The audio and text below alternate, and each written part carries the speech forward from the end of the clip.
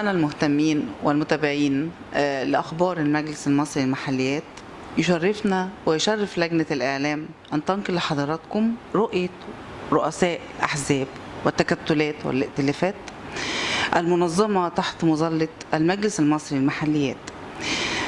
والنهاردة هيكون معنا لقاء متميز مع قامة من قامات الوطنية في مصر، شخصية لها عمل سياسي ووطني ومن أسرة وطنية، وهو المهندس موسى مصطفى موسى، المنسق العام للمجلس المصري للمحليات ورئيس حزب الغد. لنجري معه حوار لكي نعرف لماذا هو أنشأ هذا المجلس وكيفية تنظيمه واتخاذ القرارات فيه. أهلا وسهلا. أهلا بسيادتك. احنا النهارده معاك في الحوار دوت يا فندم عشان نعرف ما هو المجلس المصري للمحليات، وحضرتك أنشأته ليه وكيفية اتخاذ القرارات تحت مظلتك. المجلس المصري للمحليات بدأت فكرته بعد انتخابات مجلس الشعب، مجلس النواب اللي فات، اللي احنا خدنا فيه تجربة فيه ولم يوفقنا الحظ فيها، ولكن شفنا ان كان في كم من الناس موجودة وناس عايزة تعمل جهد سياسي معين وعايزة تشارك مع الدولة، فوجدنا ان احنا نعمل هذا المجلس ونضم فيه اي قوة سياسية موجودة على ارض الواقع، اي حزب موجود بلا شخصنة بلا سيطرة عليها. كل اعضاء هذا المجلس هم اعضاء في المجلس الرئاسي المجلس المصري للمحليات. وطرحنا الفكرة وبدأت الأحزاب تنضم معانا وبدأت التحركات كلها تنضم معانا، والشباب واتحاد المعاقين والشباب المحليات وتمرد وكم كبير جدا من الناس. نفهم من كده ان في مجموعة من الائتلافات موجودة معاك. كتير جدا. احنا اعتقد دلوقتي يمكن 17 حزب ويمكن 8 ائتلافات شباب موجودين معانا وكلهم اعضاء مجلس رئاسي، يعني ما فيش حد هنا بيرقص حد. عملنا لجان متخصصه واللجان ديت ليها مردود يعني حقيقه قيم جدا، لان لقينا ان اللجان اولا كانت بتنتخب رئيس اللجنه او امين اللجنه منتخب واعضاء اللجنه منتخبين، فدي كانت اول فكر ديمقراطي مطروح بطريقه علميه. ثانيا اللجان ليها يعني ورقه عمل مهمه تطرح افكار جيده جدا بتناقش بعد كده في المجلس الرئاسي، فاصبحت المنظومه بتاعت اللجان منظومه ناجحه.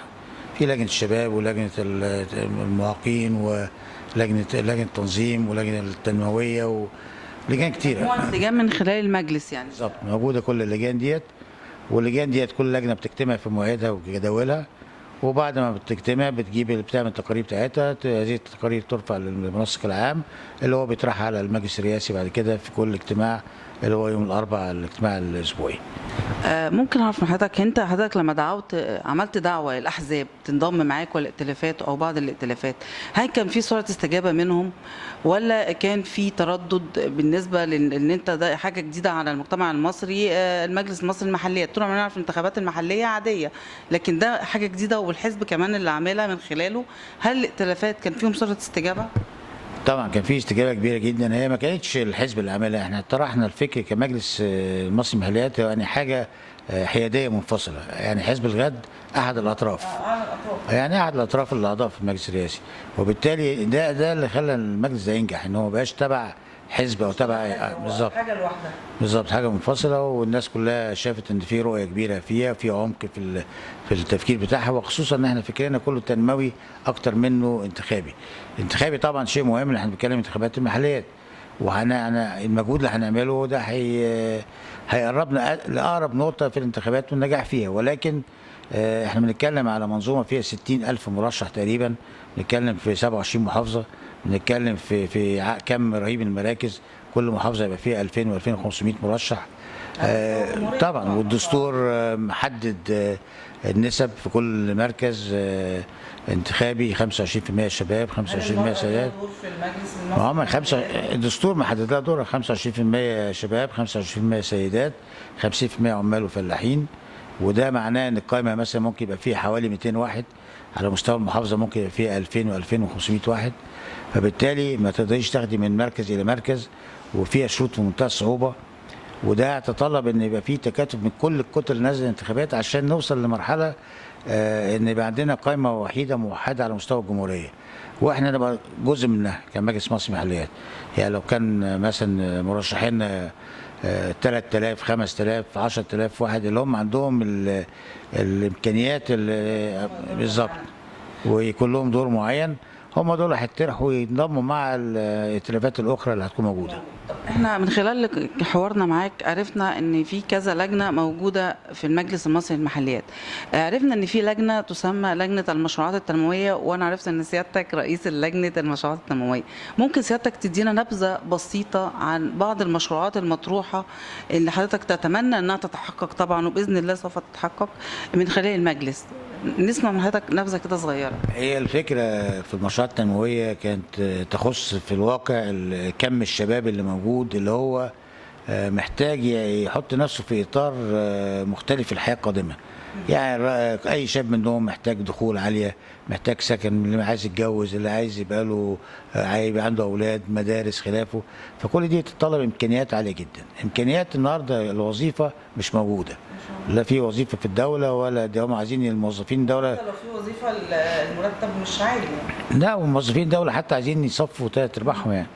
فاصبح فكره الوظيفه دي مرفوضه. فاحنا عملنا منظومه اسمها يعني المجلس، يعني عملنا حاجه، هو مش اول مجلس، هو مشروع قومي للشباب.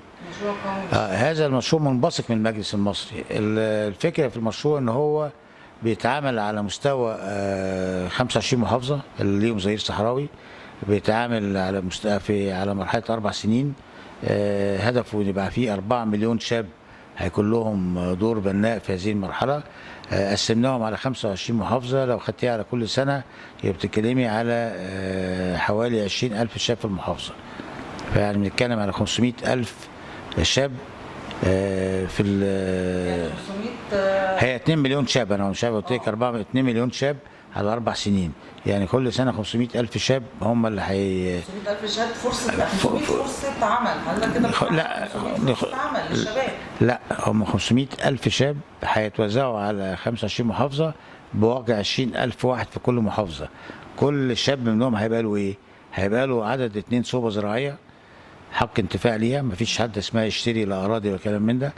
الصوب الزراعيه ديت ليها دراسات جدوى عميقه يعني وواضحه، هتدخل للشاب اكتر من 3200 4000 جنيه حسب الزرعه والوقت في الشهر. وبالتالي يبقى عنده دخل، من هذا الدخل يقدر يدفع بيه حق الانتفاع للشقه اللي هياخدها. وبنتكلم على شقه 90 متر طبعا جنب عمل، و90 متر مربع مفروشه كامله بكل التجهيزات اللي فيها.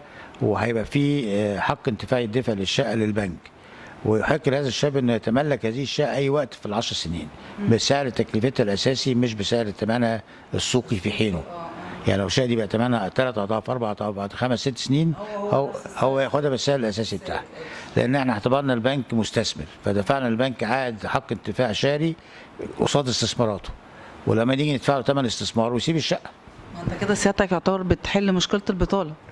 يعني احنا بنساهم فيها، يعني بنساهم فيها وبنعمل استقرار عامه في البلد. بندي الشباب فرص بتاعتهم، نديهم السكن المناسب ليهم، نديهم العمل والوظيفه بايديهم يشتغلوا وينتجوا ويطلعوا فلوس. وفي نفس الوقت عاملين منظومه راسماليه ليها فكره تانية خالص. عاملين 30 مصنع متنوع في كل محافظه تمتلكهم شركه واحده قابضه، وهنطرح السهم فيها ب 100 جنيه للشباب. يعني اللي عنده 1000 جنيه بيشتري 10 اسهم وبظروفه، ما اشتراش السنه دي يشتري السنه اللي جايه، وبعد فتره تبقى مطروحه في البورصه هذه المشروعات. ممكن ابو 1000 جنيه اللي شراهم السنه دي ممكن يسوي 3 4000 جنيه بعد سنتين 3. فدخلنا في فكره الراسماليه الوطنيه، يعني بقينا ما بقاش في وظيفه، بقى في يعني ملكيه خاصه للاسهم باسلوب جديد.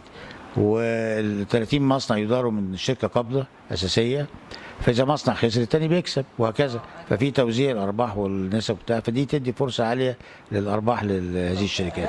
المشروع ده اللي هتقوم بيه الدوله ولا بعض رجال الاعمال، ولا يعني مين اللي هيقدر ينفذه على ارض الواقع؟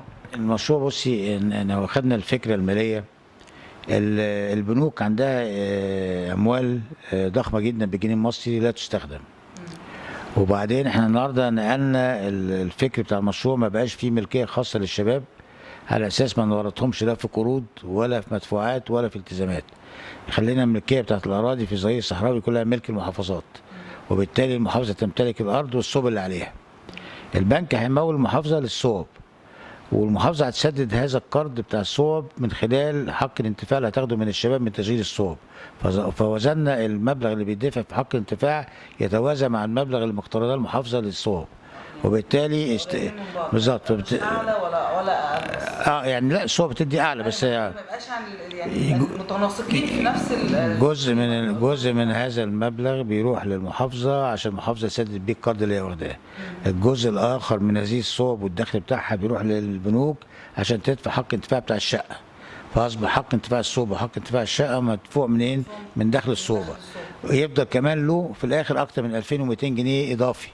السيوله النقديه خدها في جيبه، وغير انه دفع له كل هذه الامكانيات والشقه نفسها. بعد كده بقى عنده اسهم الشقق، اسهم المصانع، يقدر يشتري السنه دي، يشتري بعدين بتحويشته، عنده 1000 2000 5000 اللي عنده فلوس بيها يشتري زي ما هو عايز في اي وقت. هتبقى اسهم مطروحه بالتداول لغايه ما نعمل بورصه الصناعات الصغيره، نديها فرصه سنتين ثلاثه تكون المصانع قامت واشتغلت، ونعمل بعد كده هذه البورصه. هذه البورصه طبعا هيبقى فيها فكر الراسماليه الوطنيه اللي بقول لك عليها، وتداول اسهم، والشباب يحس انه ممكن يكسب ويبيع ويتداول في اسهمه، وخسر النهارده اشتري بكره وهكذا. فالفكره انك انت مكنتي الشباب من 3 حاجات في كل محافظه: صوب زراعيه، سكن، واسهم في مصانع. وعملتي له المنظومه اللي تدي له الدخل اللي يسدد بيها الكلام ده كله. فطبعا دي كلها في تفاصيل كتيره جدا وتفاصيل دراسات جدوى وخلافه، ولكن انت في النتيجه بتحققي ان في 500,000 شاب في السنه في 25 محافظه تملكوا هذه الملكيه. على 4 سنين ادي 2 مليون شاب. وطبعا دي بتساعد في التصدير، بتساعد في الانتاج، المصانع الصغيره، بتزود العماله، طبعا دخل الشاب. وتحقق نظريه مهمه جدا اللي هي شباب مصر في عيون مصر. يعني انت خليتي النهارده الدوله تحتضن دور الشباب فعلا، وتقول لهم انا هملكوا اقصى حاجه اعملها، لان هذا المشروع لما يعتمده الرئيس كمشروع قومي لمكافحه البطاله هيدي بقى اوامره. المحافظات هتسلم الاراضي وتدي الصوب والبنوك تبني وكده. بتساهم في عجله الانتاج انها تلف وتشتغل كصناعه او بناء او مين الشاب اللي عندك النهارده يدفع 10000 جنيه مقدم في شقه ولا 15000 جنيه، وهيفرشها منين لسه ويجيب فلوسها منين؟ وهيشتغل فين ويدور على وظيفه ولا يشتغل ولا عنده دخل في الشغل؟ توفر له كل حاجه اساس ان هو يبقى يعيش حياه كريمه. انت من الاخر بتدور له على حياه. فهو فعلا الهدف منه مشروع قومي لمكافحه البطاله دوت هيحقق المشروع القومي للشباب، او المشروع اللي الشباب منتظرينه والامل بتاعهم. من خلال فكر بسيط: الاراضي موجوده بتاع الدوله ما حدش هيتاجر فيها، ملك الدوله. الصوب ملك المحافظه، فالبنك هيمول بسهوله. التمويل مدى قصير لان الصوب في 90 يوم بيجيب فلوس، فكل 90 يوم في دخل فالبنك فالمحافظه بتسدد، فالعمليه راكبه ببعضيها. الانتاج ماشيه والدخل ماشي، وبالذات انت هتكبر المشروع اكتر واكتر. بالظبط. في نهايه لقائنا بشكرك مهندس مصطفى موسى في الحوار الممتع اللي احنا كنا معاك، ونتمنى يكون في لقاء تاني بينا عن كل لجنه وعن المجلس المصري للمحليات.